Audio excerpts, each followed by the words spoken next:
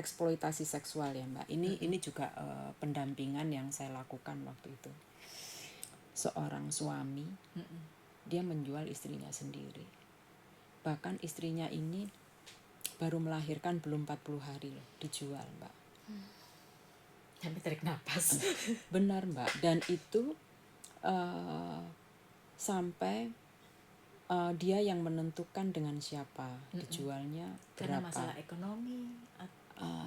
Bisa jadi iya, karena kalau masalah ekonomi kenapa bukan suaminya yang bekerja. Jadi emang dia dieksploitasi seksualnya untuk kehidupan rumah tangga. Di tahun 2018 hal yang sama juga saya temukan korban di Sidoarjo. Sama, dia bahkan yang menentukan dijual pada siapa, hampir 1 tahun ini dia dijual ya. Bagaimana cara dia berhubungan nanti dengan pasangan yang sudah disiapkan. Nah yang kayak gini Mbak, karena lingkup aktivitasnya di rumah kan nggak diketahui orang Mbak. Iya.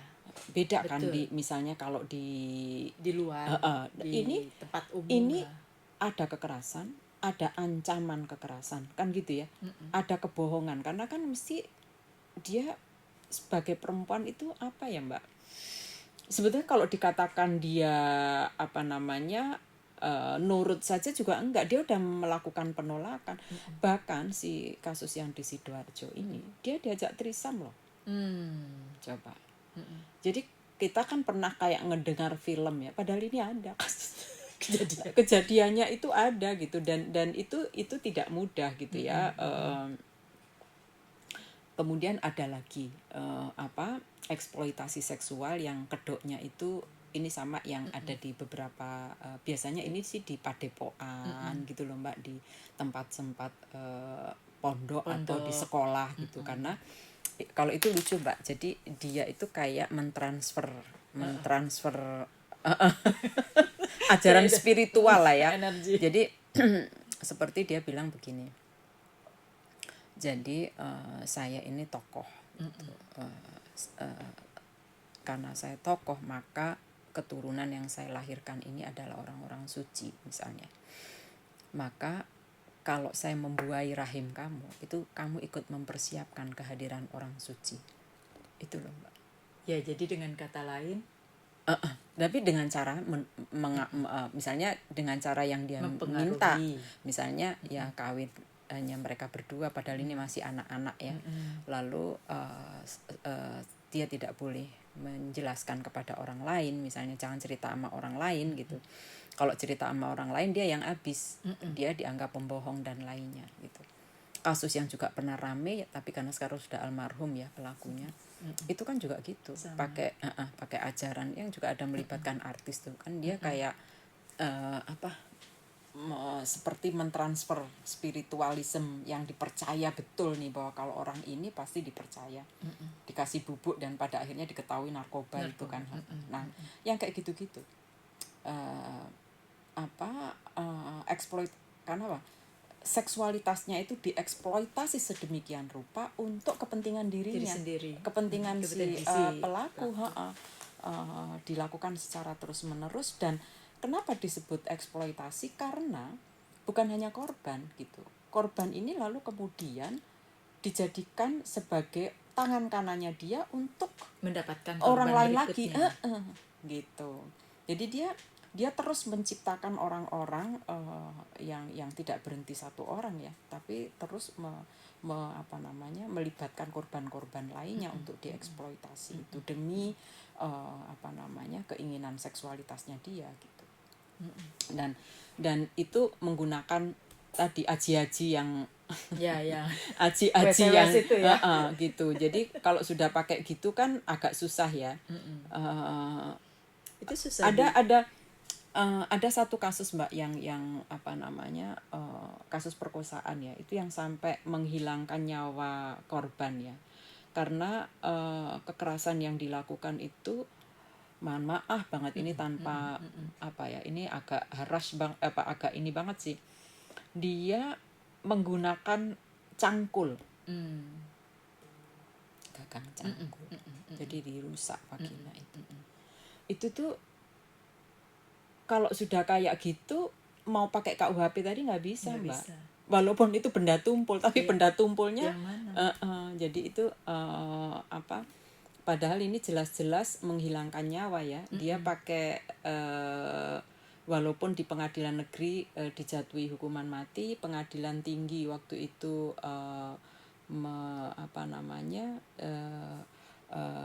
dijatuhi hukuman tinggi, tapi bukan perkosaannya.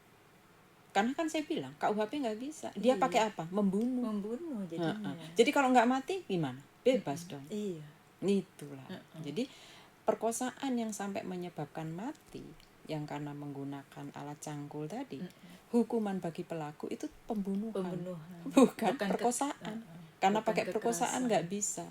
Gitu. Nah makanya di RUU ini harapannya bahwa yang namanya perkosaan itu bukan hanya penis ke vagina gitu ya, tapi juga apapun alat yang digunakan yang yang digunakan untuk merusak tubuh ya. Jadi karena nah lagi kita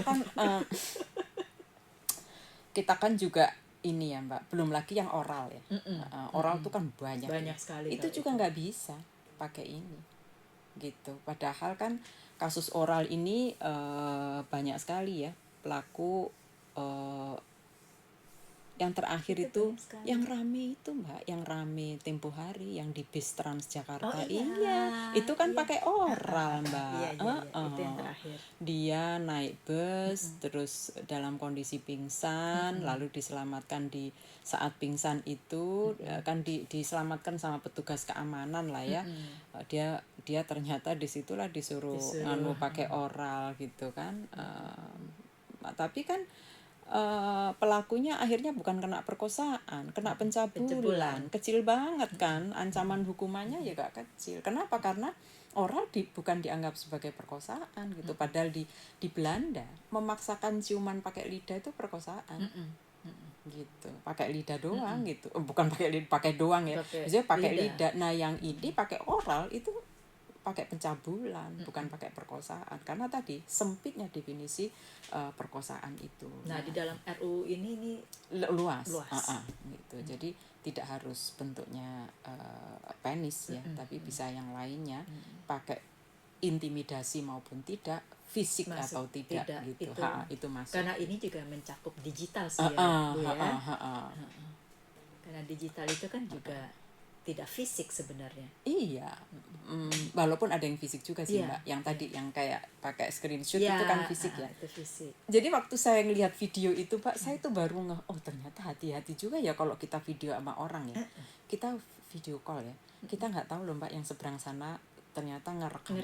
Bisa loh. Saya itu nggak ternyata itu bisa di-record. Masya Allah, hebat sekali bisa, gitu. Dan sementara si korban nggak tahu kalau di-record kan. Nah itulah, itu antara polos dan tidak mengetahui dengan detail penggunaan gadget itu ya di situ. Contoh lain yang penting diakomodasi di sini sebetulnya ini kalau relasi suami istri seringkali itu tidak dianggap sebagai kekerasan ya. Jadi pemaksaan kehamilan atau pemaksaan sterilisasi. Kalau tadi yang saya kasih contoh kan misalnya terjadi pada saudara-saudara kita disabilitas ya, dipaksa pakai supaya nggak hamil gitu. Tapi sebetulnya ini juga terjadi pada pasangan keluarga Mbak. Ada salah satu korban, ada pasangan suami istri yang istrinya hamil, kemudian ada masalah dengan kandungannya gitu ya.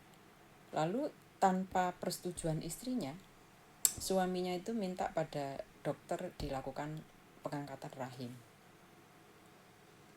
Dan istrinya baru tahu setelah selesai. Itu pakai apa coba? Undang-undang pakai apa? Nggak bisa kan? Nggak bisa. Itu kan jelas betul kan? Itu ada kan pemaksaan. Punya orang.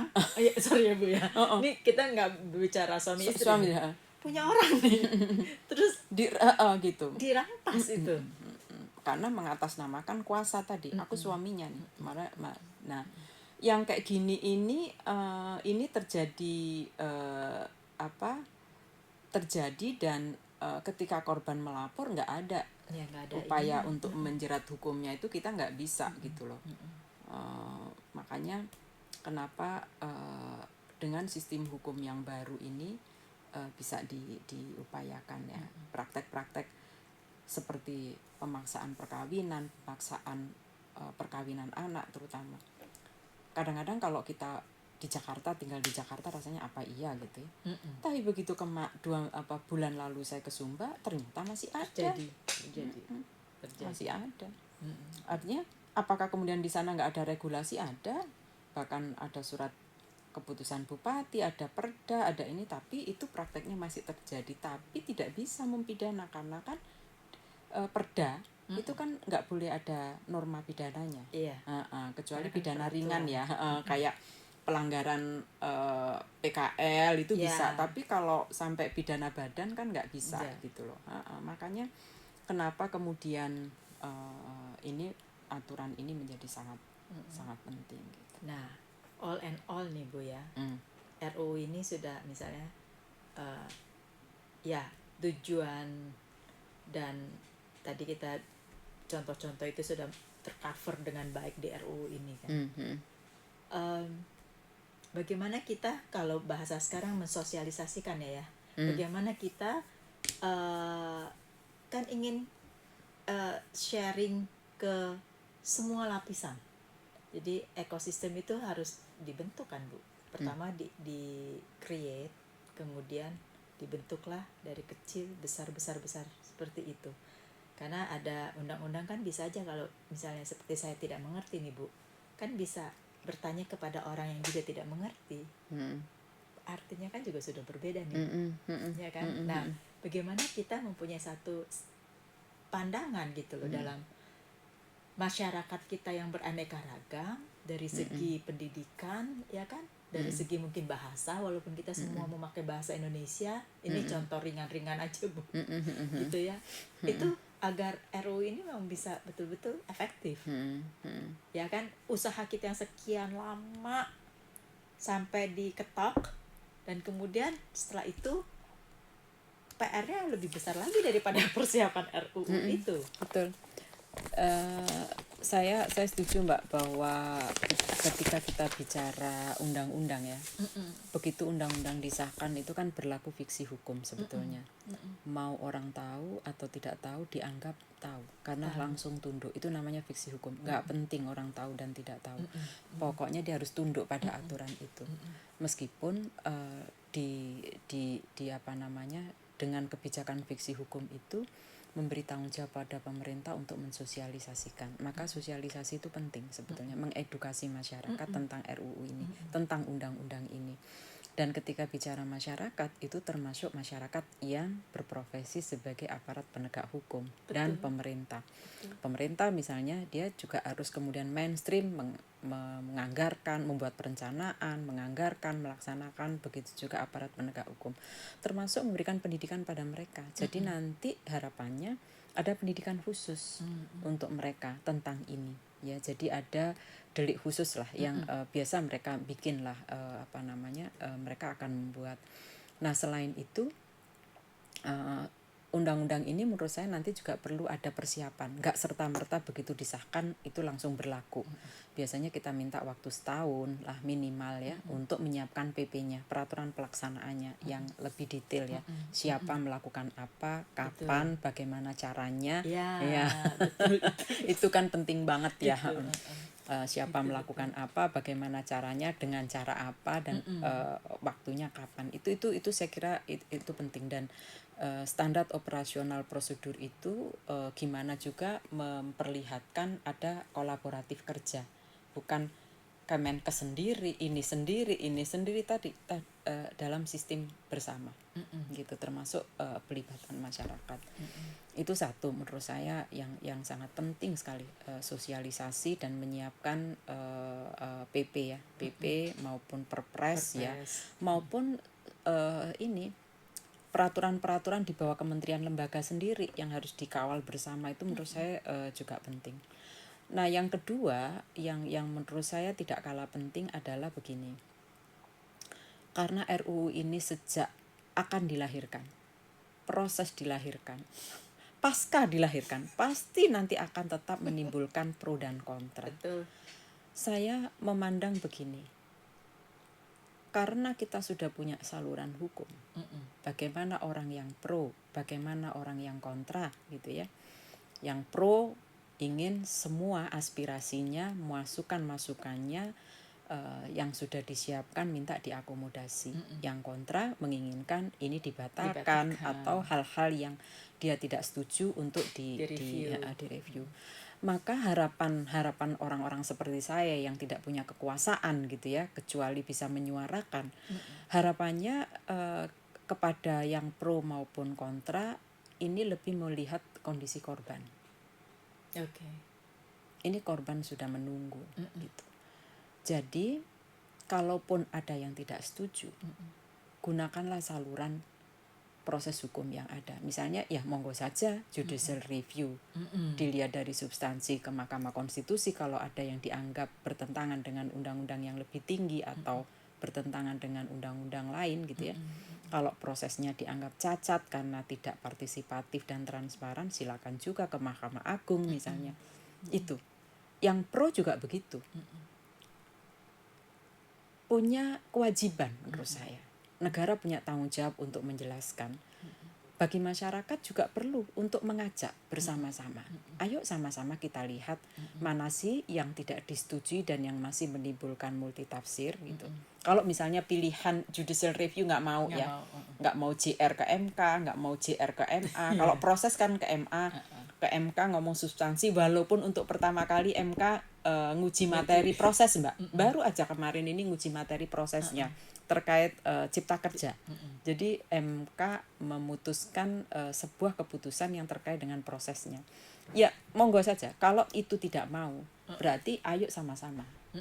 Kita kan juga tahu ya, proses advokasi sebuah kebijakan itu bukan hanya saat aturan dibuat atau proses legislasi, bisa juga pada saat litigasi, ketika pada saat proses di pengadilan.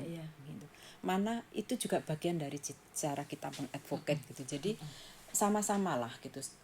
Tetapi mari kita sama-sama melihat kepentingan korban, karena korban udah ibaratnya gitu, kalau dia boleh jerit gitu ya, dia akan pinjem toa entah berapa kali gitu loh. Ini saya udah kayak begini kok masih ada yang gini kan. Pasti korban itu tidak menginginkan ada korban lain. Yang dia pikirkan pasti juga korban apalagi yang lainnya. Sudah berbicara. Nah, yang sudah survivor dia pasti memikirkan. Tempo hari Mbak, ada satu kawan ya, dia getol sekali mendampingi kasus ini. Saya juga nggak tahu, tiba-tiba dia declare, aku ini survivor, tolonglah, sampai saking capeknya dia. Setelah itu sekarang dia stop, nggak mau lagi keluar. Saya bilang kenapa? Sakit saya kalau menjajah RUU itu. Dia seperti menjajah tubuh saya. Saya ini udah korban, menginginkan ini aja kok nggak dapet gitu. Padahal saya itu ketika memperjuangkan ini nggak ingin ada orang lain seperti saya. Lu saya ada sampai berpek ya Mbak. Jadi saya awalnya nggak tahu juga Mbak kalau dia survivor Mbak, beneran. Kita nggak pernah tahu itu betapa giginya dia, pantesan dia siang malam gini. Saya sampai ya Allah, ini tiba-tiba dia, ya Tuhan, saya udah nggak kuat nih, kalian tahu nggak saya ini survivor gitu. Sekarang sekalipun dia nggak mau ngomong lagi kan udah capek gitu. Betapa keadilan, jangankan ngomong keadilan buat dirinya ya, yang dia pikirkan adalah keadilan untuk yang lain supaya nggak terjadi aja udah susah setengah mati. Makanya tadi saya sampaikan, marilah kita sama-sama melihat ini sebagai aturan terobosan ya, yang kita harapkan bisa memberikan perlindungan pada korban gitu ya, dan bisa memastikan bahwa kasus-kasus yang sama tidak terjadi lagi gitu. Kalaupun ada pandangan-pandangan yang berbeda gitu, ada saluran aturan, walaupun ini tidak kita inginkan ya, karena ini masih bisa dialog lah, kita sama-sama lah. Kita yang terakomodasi keinginannya saran-sarannya diakomodasi juga, nggak usah sok gitu, nggak usah kayak merasa paling benar gitu, tetapi yang belum terakomodasi juga jangan ditinggal gitu. Jadi kita sama-sama lah sebagai warga bangsa, karena tadi RUU ini bukan untuk perempuan saja tapi untuk seluruh bangsa gitu. Jadi dan ini cita-cita bersama gitu. Betul. Bagaimana mengimplementasikan nilai-nilai ketuhanan, bagaimana mengimplementasikan nilai-nilai kemanusiaan, dan bagaimana mengimplementasikan nilai-nilai keadilan, bahwa keadilan itu bukan hanya untuk mereka yang keadilan itu bukan hanya dirasakan oleh mereka yang tidak membutuhkan, tapi keadilan juga bisa mengakomodasi kepentingan orang-orang yang sedang teraniaya ini. Bagaimana nilai-nilai kemanusiaan bisa dirasakan oleh korban, dan bagaimana tujuan dia dihidupkan di dunia ini seperti yang diinginkan oleh Tuhan ya ketika melahirkan manusia ini, kan gitu sebetulnya. Betul. Jadi apa ya, mudah-mudahan deh Mbak, kita sekarang tinggal menunggu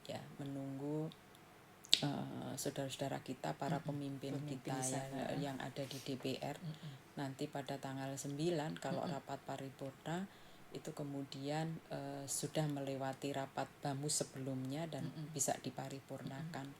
Dan pemerintah juga begitu, praktek baik yang sudah dilakukan oleh DPR yang terus waktu dibalik itu kan semua yang minta diterima itu. Bang Billy itu luar biasa. Bang Tobas juga ini sekaligus ini Pak Tobas itu kemarin lagi sedih Mbak karena ibunya meninggal dunia.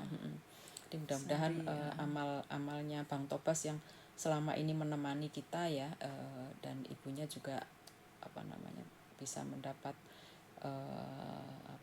husnul khotimah lah, layak ya, diterima Tuhan gitu. Jadi ini para pejuang di PDI itu ada Mbak Dia Pitaloka itu yang juga ngawal. Di PAN itu ada Mbak Desi Ratnasari. Kita percaya kok di P3 ada yang bersuara lantang namanya Mbak Lulu Nur Hamidah yang kemarin sampai minta sebelum paripurna dia langsung ngangkat gitu ya. Lalu di P3 itu ada Ibu Iliza juga gitu. Mbak Lulu itu dari PKB. Mbak Lulu itu dari PKB. Kalau dari P3 itu ada Mbak Iliza. Kemudian dari PAN itu ada Mbak Desi Ratnasari. Lalu dari Demokrat itu ada Ibu Melani ya. Itu semua adalah para tokoh ya. Dari PDI ada Mbak Dia. Dari Golkar ada Mbak Kristina. Saya kira ini semua para tokoh yang kita percaya lah, mereka nggak main-main soal ini ya. Dari PKS sebetulnya kita berharap di situ ada Mbak Lydia Hetifah, ada Mbak Lydia. Jadi semua saja saudara-saudara kita perempuan yang ada di Balek ya, yang sekarang ini sudah menyelesaikan ya konsepnya, mendorong pimpinan yang di Bamus ini segera mengesahkan ya untuk membawa ke paripurna gitu. Karena ini tahapannya mau nggak mau ya di Bamus ini semua pimpinan Mbak. Jadi kalau udah dirumuskan di sini pimpinannya kagak gimana gitu. Tapi kita harus yakin ketua DPR kita kan perempuan, Ibu Puan. Jadi kita punya harapan besar lah. Saya dan teman-teman meyakini Bu Puan pasti akan menomorsatukan RUU ini. Karena masih ada satu lagi loh Mbak, selain RUU ini ada RUU perlindungan pekerja rumah tangga. Tadi hampir saya aminin dulu nih. RUU ini mau tak aminin dulu. Jadi ada 2 RUU Mbak yang sekarang ini ibarat gitu 2 payung ya yang bisa melindungi perempuan ya dari kekerasan seksual. Karena kalau disahkan RUU ini ya tetapi para PRT kita tidak dilindungi, maka kekerasan seksual yang dialami PRT juga masih kendala. Itu poinnya. Maka kenapa rekognisi tentang eksistensi dia diakui. Nah, supaya nanti kekerasan seksual yang bisa dialami PRT bisa masuk ke sini. Jadi itu penghasil devisa, apalagi yang migran ya. Karena ada PRT domestik, ada PRT migran. Itu kan penghasil juga ya untuk negara. Itu harus betul-betul dilindungi.